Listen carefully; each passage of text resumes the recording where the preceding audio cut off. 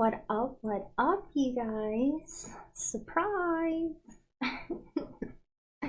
Good to see you all again. I hope you have been enjoying the readings.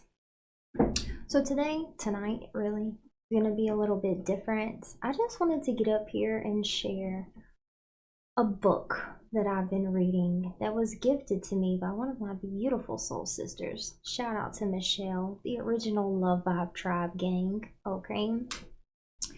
So, first of all, grab your tea, grab your coffee, grab your blunt, whatever you need to grab to just kick back for a little bit with Empress of Duality.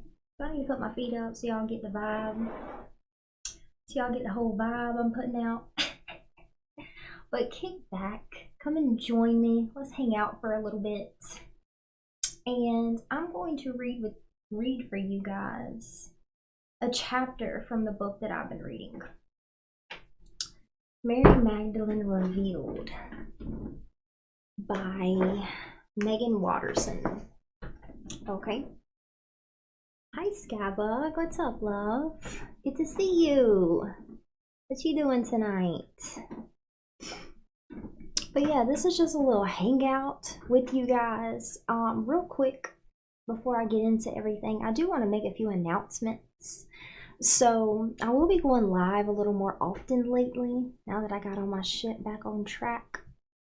And we'll be doing some live mini readings. Plus, I know I have a lot of new subscribers. Thank you for that. And a lot of new followers on Instagram, and people been reaching out for personal readings. So I'll be doing the live mini readings. That way you can kind of test the waters and get a reading from me live with the tribe, see how you like it.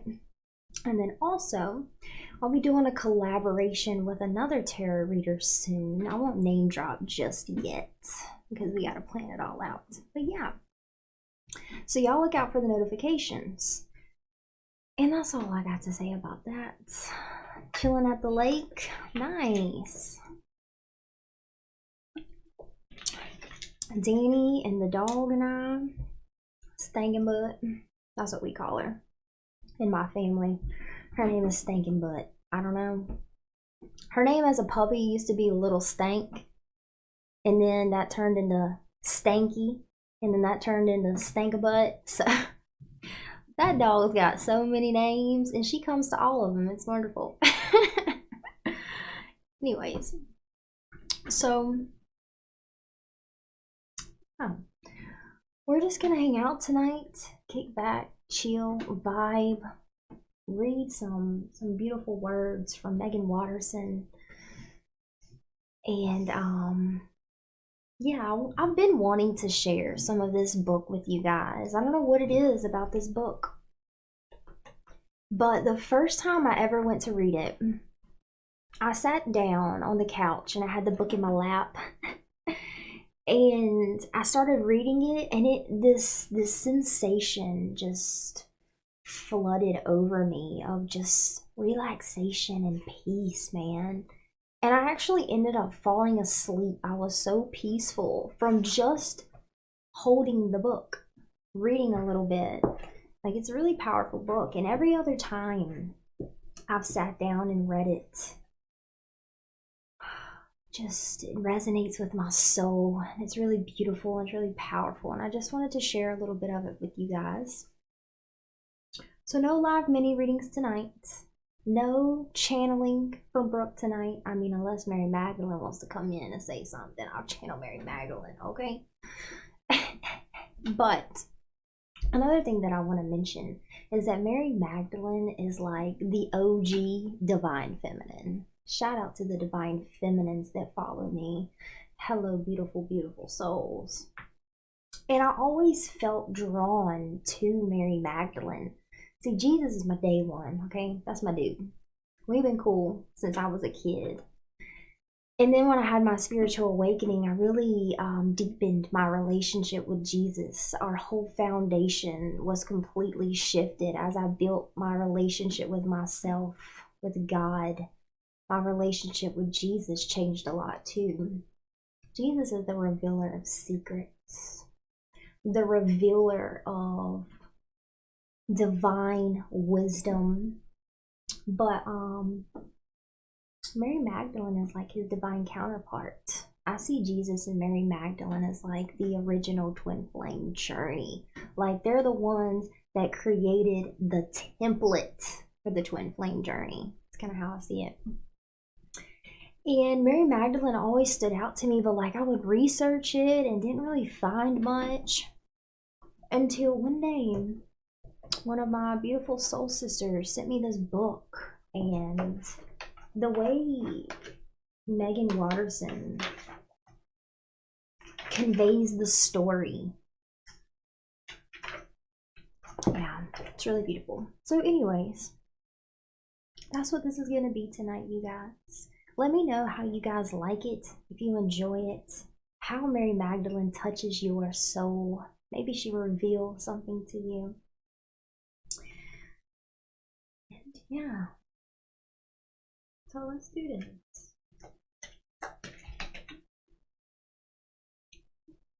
Plus, the readings that I've been doing lately, you know, they've been a little on the heavier side. Most of them, about 85% of them, been a little heavy.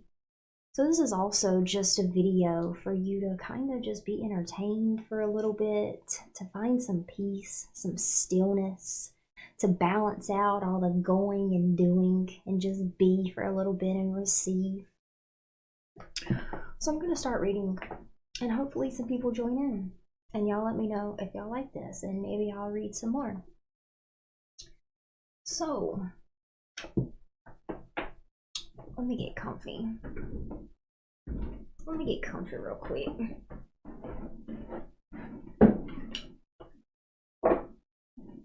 I think I am going to put my feet up. Okay. Listen.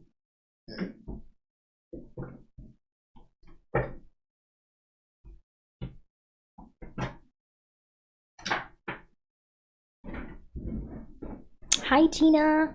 What's up, love? Speaking of beautiful divine feminines. Oh, yeah. Oh, yeah, that's good. Gina, we're just chilling tonight. I'm going to read some of the book that I've been reading to you guys. Can y'all hear me okay from this far away? Is this good? Story time on Empress of Duality. Okay, what's good? I actually wanted to read a different chapter, but they were like, you should read this one. I'm glad to have you here, Gina. I miss you, man. And I mentioned in the beginning of the video, I will be doing some more live streams, mini readings and stuff, tribe hangouts, and collaborations with other readers. But on this crazy journey we call life, on this light worker's journey, on the journey of being the divine feminine or divine masculine, on our twin flame journeys, I think that it is good to sometimes just chill, hang out, and read a fucking book. Okay. So let's do this.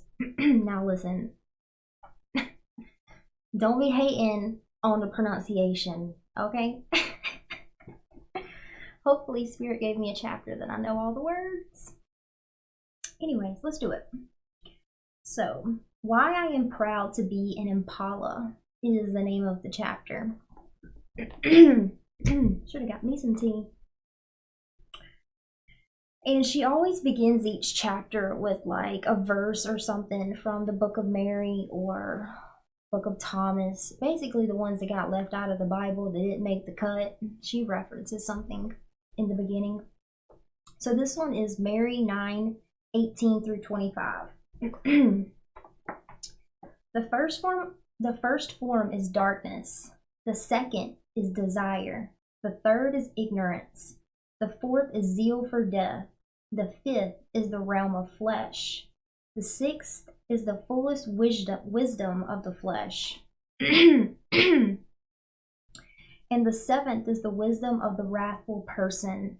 These are the 7 powers of wrath. So another way to interpret this is like these are the 7 powers of the ego.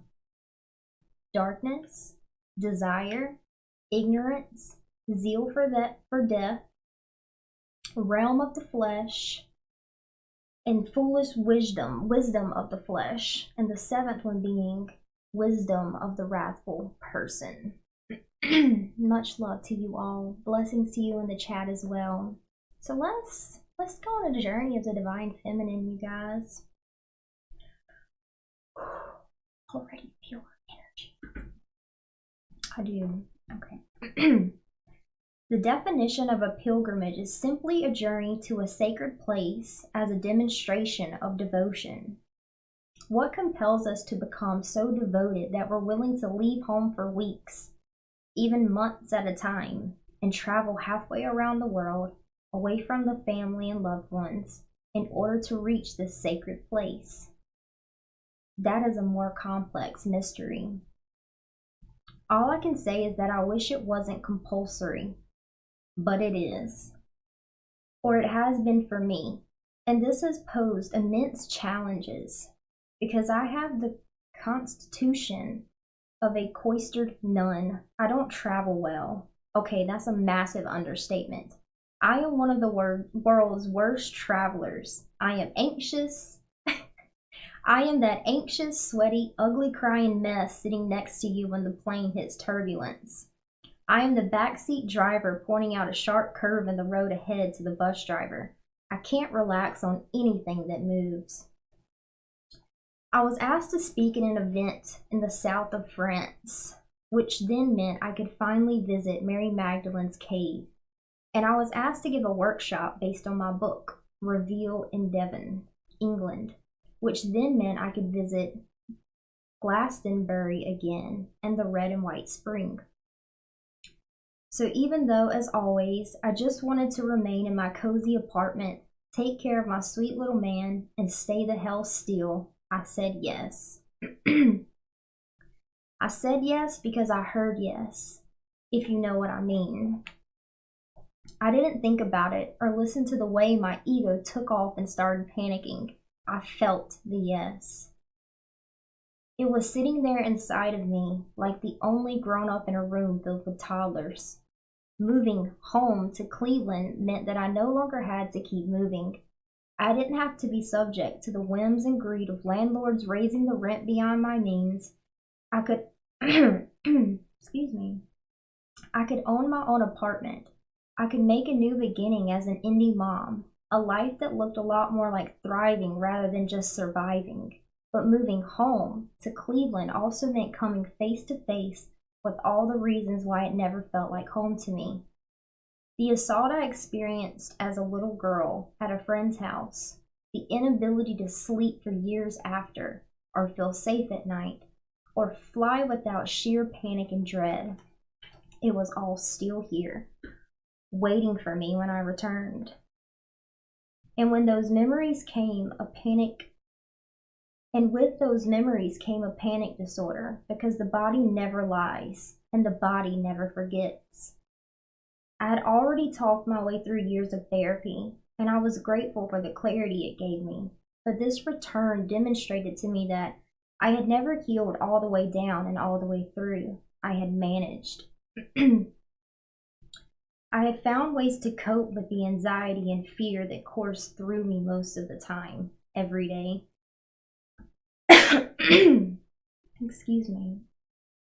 I practiced the soul voice meditation. I did yoga or walked or danced or hula hooped. I found a way every day to express the excess energy so that it wasn't harnessed for a panic attack. And I chanted the prayer of the heart that Penny had taught me. Whenever the panic started to course through my veins in a way that made me certain I was about to leave my body altogether, I chanted from the inner calm of my heart, Lord Jesus, Son of God, have mercy on me. Mary 9:18's full list of the 7 powers that exist within us for me is both the most humbling and the most helpful for being human. It reads like an ingredients label of the ego. It's not suggesting that we contain each of these elements in equal measure, but if we can understand it, it's giving us an informative list of the powers of the ego that can potentially, for hours, days, and years at a time, hold us captive. Bishop. The first is darkness. I experience this as a heaviness, depression, that feeling of being trapped or constricted. That sensation that things suck and always suck and will always suck. That there isn't a light at the end of the tunnel. There's just more tunnel, helplessness, hopelessness, and thinking I'm alone. The second is desire, or as Cynthia Borgat translates it, craving. For me, desire or craving is clinging, wishing things could have been different. I get seduced by this power frequently.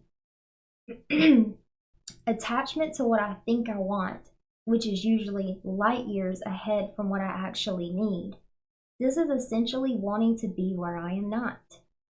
The third is ignorance. This comes in the form of lack of awareness. This is when I'm unconscious about something, and sometimes we need to be unconscious. It's important to make clear that this ignorance isn't an indication of a deficit of character or intelligence. It can actually be the integral to healing. We can only see so much at once. We sometimes need to open our awareness about an aspect of ourselves or an event that happened in our lives in increments, and this is actually wise. The ignorance Mary is talking about is different. It's about the unconscious states we can fall into and then act from. The fourth is zeal for death, or the craving for death. This sounds exceptionally odd. It later becomes, within Christianity's 7 deadly sins, the sins of gluttony. Also a strange and rarely used word, but easier to understand. It's about making choices in our life that endanger our health or impair our longevity, eating, drinking, and having sex in ways that neglect and harm the body. So to be clear, it's not that attending to the body or indulging in anything that gives us pleasure is a sin or a power of the ego. There is no such thing as sin. It's when we do this to an extreme that it actually harms the body. It's that human tendency in us to be destructive towards the body.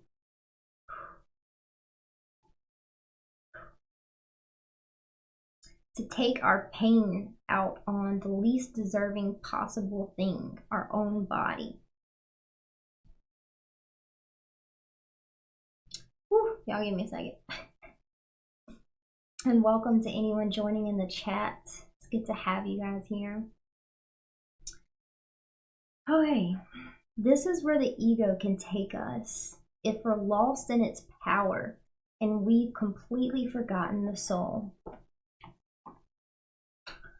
The fifth is the realm of the flesh, or enslavement to the physical body. This to me is when we're entirely identified with being a body and only a body. It's the power that's later defined as lust. But I think it's important to distinguish something. Lustful people are actually my favorite humans to encounter. I feel more alive around them. I had a boyfriend who could eat a meal in a way that made me jealous of everything on his plate. He lusted after his food. He lusted after my body in the same passionate way. And it was bliss. Lust, for me at least, isn't the issue. It's our relationship to it. Does it derail us almost entirely from our work, or does it fuel and inspire it? Does it harm the people we love, or does it light them up, like my boyfriend's lust lit me up? For me, as a woman, as a survivor, it's a triumph to be lustful, to be present in my body during sex. It's an uncelebrated victory. Where the fifth power can trip us up is when we forget that we are also a soul, not just this passionate body with its fiery needs. And its most explicitity applies to when that lust includes a sacrilegious transgression of forcing our physical needs on someone who does not consent to them. The sixth is the foolish wisdom of the flesh. or the false peace of the flesh. This power later comes to be referred to as sloth. This one took me the longest to unpack. First of all, I'm insanely in love with sloths. Actual sloths. My son and I watch non-stop Animal Planet video of baby sloths doing just about anything, and we melt. We've even perfected the baby sloth cry.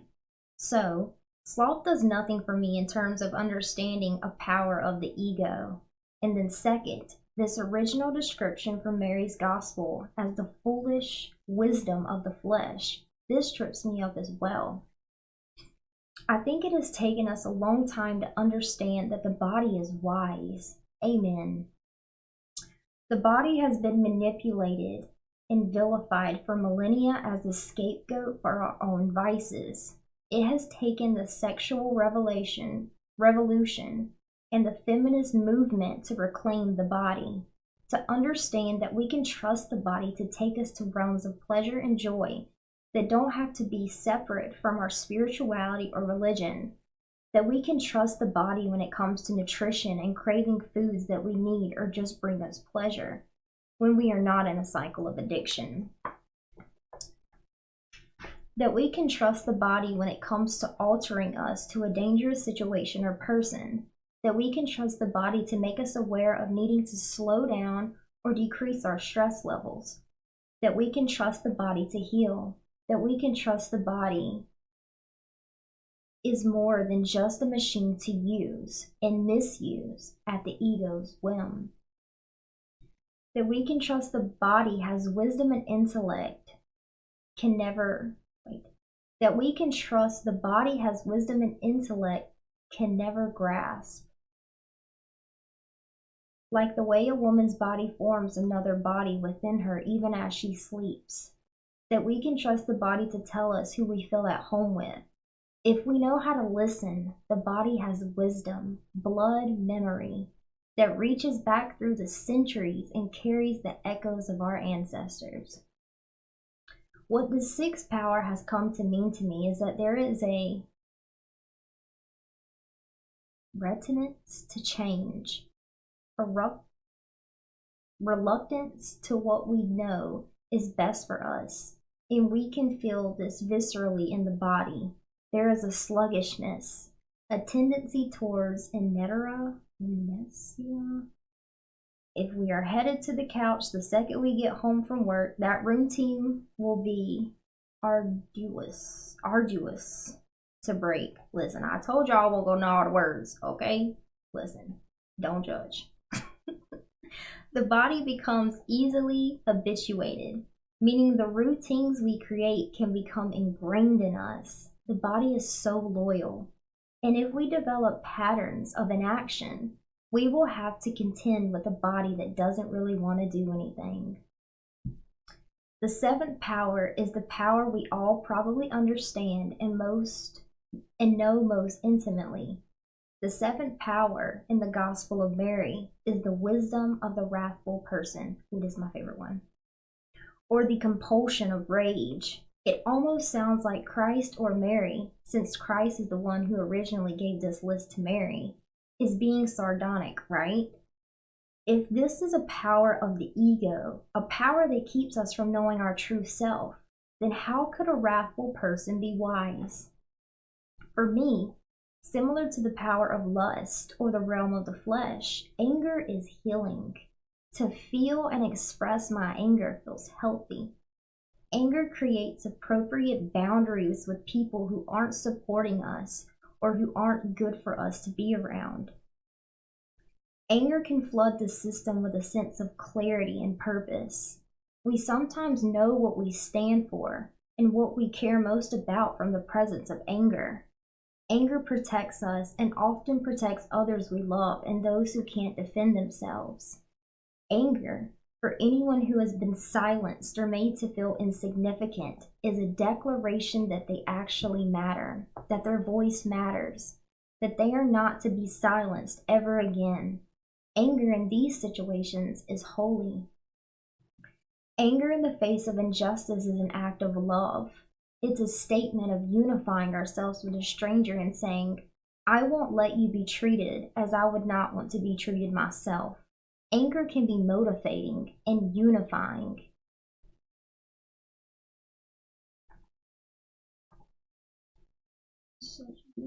Okay.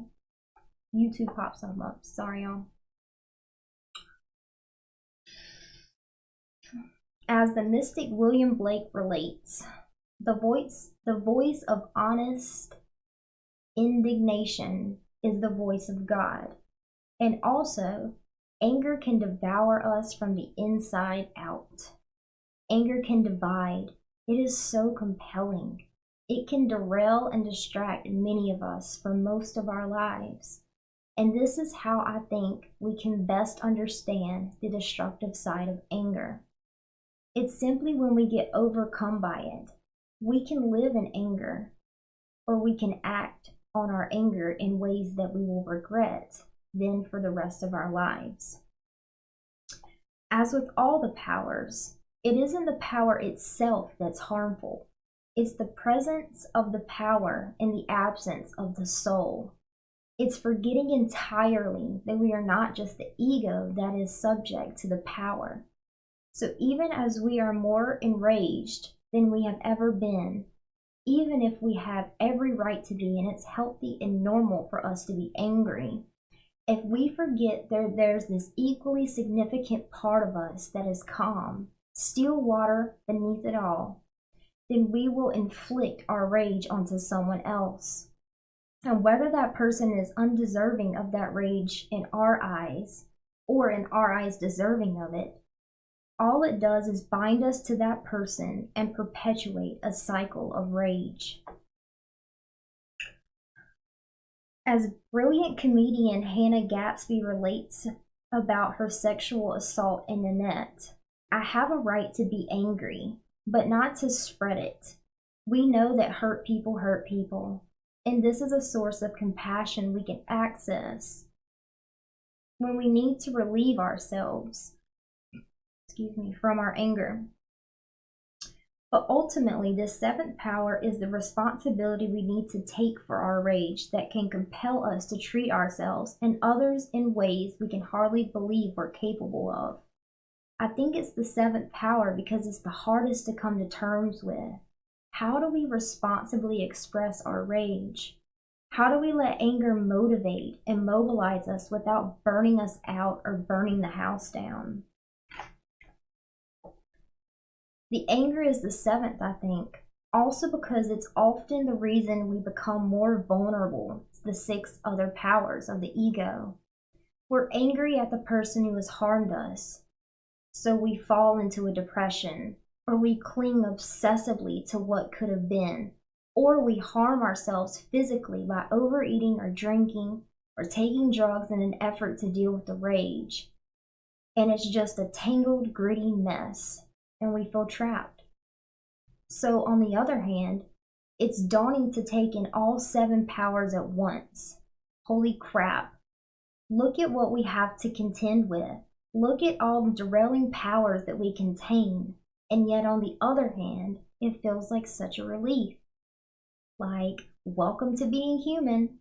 This is normal. You binge watching Netflix to forget your pain. You drinking red wine like it's a secret elixir for all your fears. You sobbing over a divorce that happened 7 years ago. You angry at what happened to you as a little girl, and enraged anytime you even hear of it happening to anyone else. You, human being, you, welcome. You're not alone. You're not odd or strange or actually different at all. You're meant to feel all of these things. And none of these feelings, these powers, make you less holy.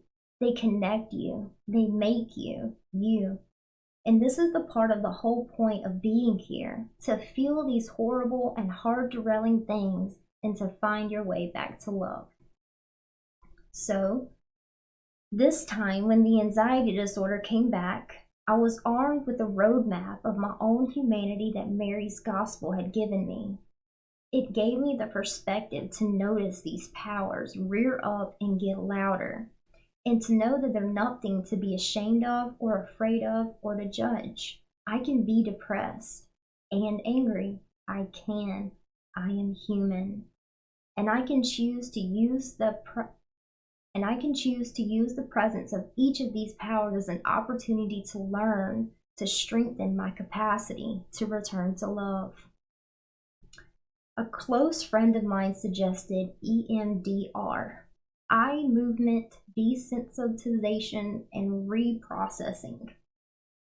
She had recently remembered a childhood sexual assault and found that this form of therapy was powerful because it released the trauma that was still trapped there in the body. I found a therapist and began work 3 months before my pilgrimage to Mary Magdalene. Trauma lives in the body in present tense, and many, many illnesses stem from that truth, because the body, as our most faithful warrior, will hold for us what we can't face ourselves.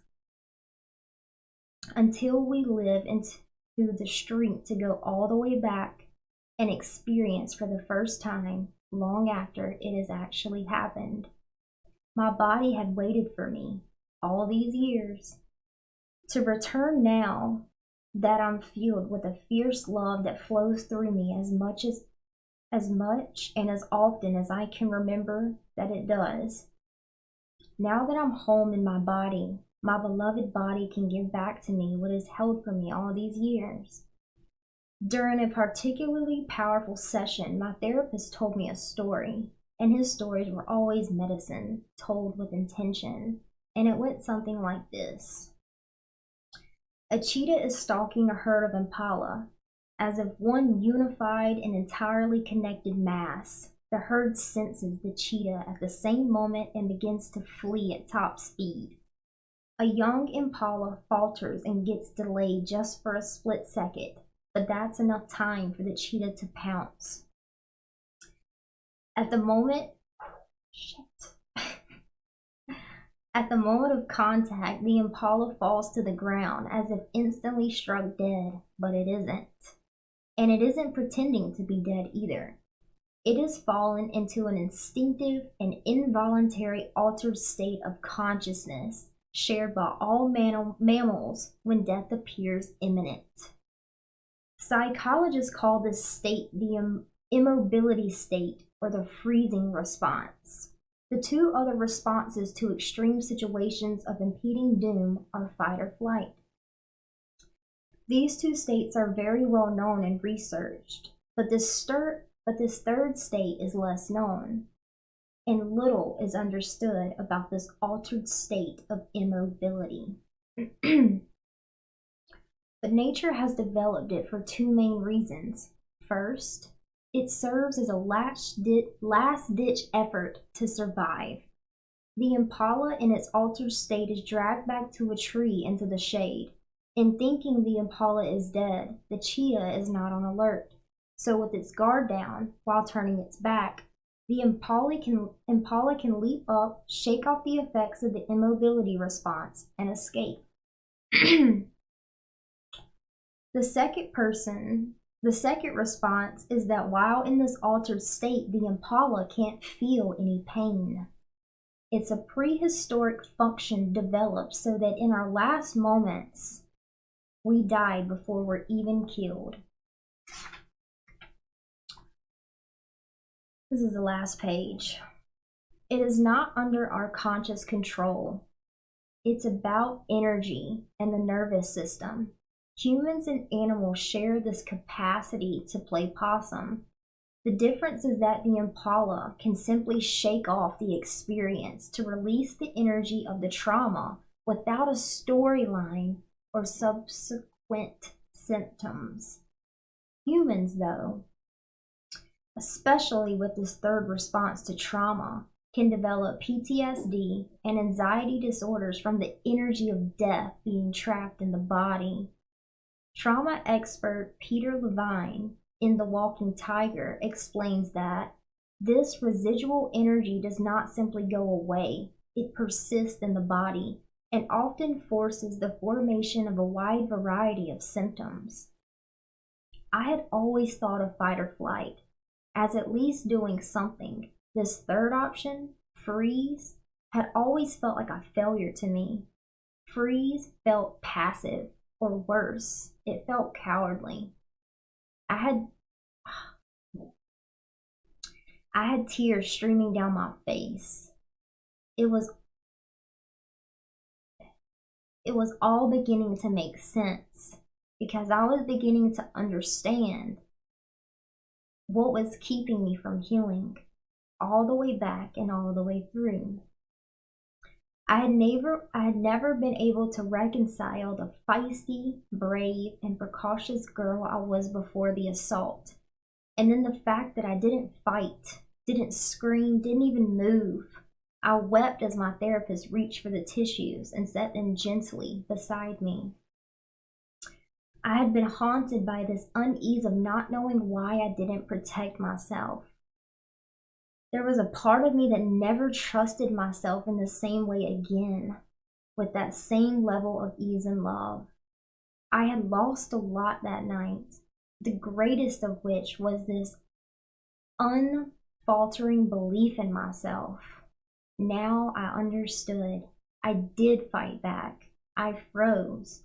I froze because I ardently believed I wouldn't survive the assault. I'd die before I could be killed. I froze because the animal instinct in me kicked in, and it saved me from having to experience the pain. I did exactly what I was supposed to. I hadn't failed. I had saved my own life.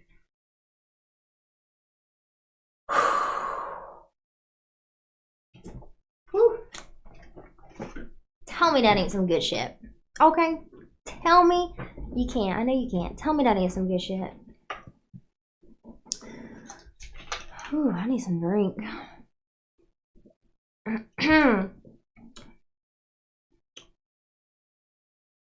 Wasn't that beautiful, you guys?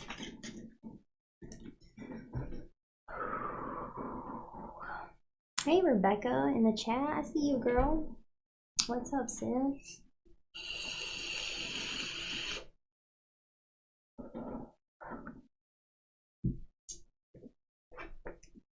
Doesn't it make you want to hear more? You just like don't want to put it down. Beautifully written. Beautifully written. And I know that there are some of you out there that'll find this video, or they're on this video right now, that has some shit happen to you, even like beating yourself up, like, why didn't I do anything? What the fuck is wrong with me? Beating yourself up, holding that in your body. Now you can see. There's your confirmation. That's the best thing about this book. It has like so many confirmations, especially if you've been on the spiritual journey for a while. Like you've kind of created your own ideas of the divine information, divine wisdom that comes through, but then seeing it in a tangible form right in front of you just has that like extra validation to it. And yeah, that's what I wanted to share with you guys tonight. I hope that you enjoyed it. And if you did, please drop a like. Drop a comment. Let me know if you'd like to hear some more. Might read another chapter if y'all enjoy it.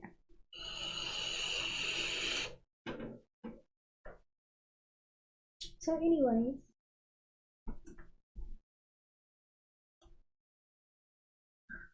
that is it, you guys.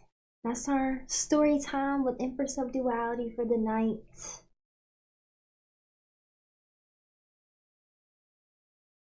So let me find it real quick.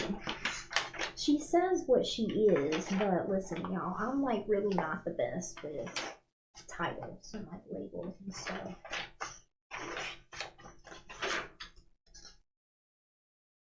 Oh wait, it's probably on the back of the book. So this is what the book is about. Or this is what she wrote on the back. A gospel as ancient and authentic as any of the gospels that the Christian Bible contains was buried in the Egyptian desert after an edict was sent out in the 4th century to have all copies of it destroyed. Fortunately, some rebel monks were wise enough to refuse, And thanks to their disobedience and spiritual bravery, we have several manuscripts of the only gospel that was written in the name of a woman, the Gospel of Mary Magdalene. Excuse me. Mary's gospel reveals a radical love that sits at the heart of the Christian story. Her gospel says that we are not sinful, we are not to feel ashamed or unworthy for being human. In fact, our purpose is to be fully human, to be a true human being, that is, a person who has remembered that, yes, we are messy, limited ego, and that we are also a limitless soul. And all we need to do is turn inward again and again to meditate like Mary Magdalene in the way her gospel directs us, so that we can see past the ego of our own little lives to what's more real and lasting and infinite and already here within.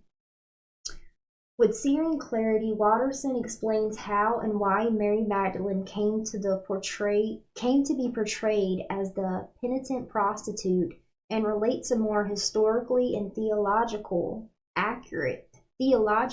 accurate depiction of who Mary Magdalene was within the early Christ movement. As she shares, this discovery of Mary's gospel has allowed her to practice and to experience a love that never ends, a love that transforms everything. Megan Watterson, she is a feminist theologian with a Master of Theological Studies from Harvard Divinity School and a Master of Divinity from Union Theological Seminary at Columbia College. She facilitates the Red Ladies, a community of radical love that lets her preach about female saints, mystic gurus, and poets who inspire and teach us to live in service to love. So yeah, she talks about it in her book where she's like, she's in like divinity school and like learning, now listen, I don't know the words, but learning like the Bible and what it means and the different teachings from like the Christian's point of view, I guess. And it's funny because she mentions in her book how like that's what she's studying, right? Like Christianity, that's what she's in Harvard in school to do. But what's funny is like she's like on the opposite side where like, you know, religion is like very structured. You know, you do this, you're holy, you do this, you're sinful. Like she was learning all of that and digging deep into all of those teachings, but through the eyes of neutrality, through the eyes of unity consciousness, and then like sharing what she learns, her own personal experience with it all. Really beautiful. Welcome, Dina. So yeah.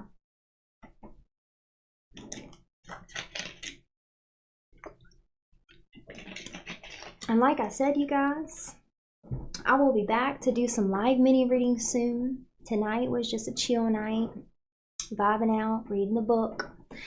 And I will be doing a collaboration with another tarot reader here on YouTube, and hopefully some other collaborations with some other wonderful tarot readers. Just got to get in touch with them. But all of that is in the works.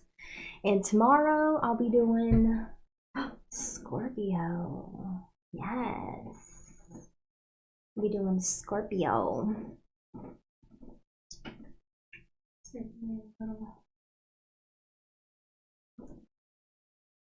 Thank you, Rebecca. I love you, sis. I appreciate it. Thank you so much for your donation. So tomorrow I'll be doing Scorpio. I'm a Scorpio.